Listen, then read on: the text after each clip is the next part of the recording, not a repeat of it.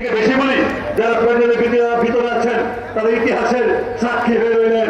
আপনারা আপনাদের ভবিষ্যতের অনাগত সন্তান সন্ততিরা দেখতে পাবে যে আমরা আজকের 2026 সালের গণপ্রজাতন্ত্রী বাংলাদেশ সরকারের মাননীয় প্রধানমন্ত্রী যে খেলে সে কূপ দিয়েছিলেন, সেই ইতিহাসের সেই দিনের সাক্ষী হিসাবে আমিও ছিলাম, আমরাও ছিলাম। তাই এটা একটা স্মরণীয় দিন, একটা উল্লেখযোগ্য দিন। আমি অনুরোধ করবো পশ্চিম পাশে এখন যারা দাঁড়িয়ে আছেন চলে আসুন প্যান্ডেলের ভিতরে।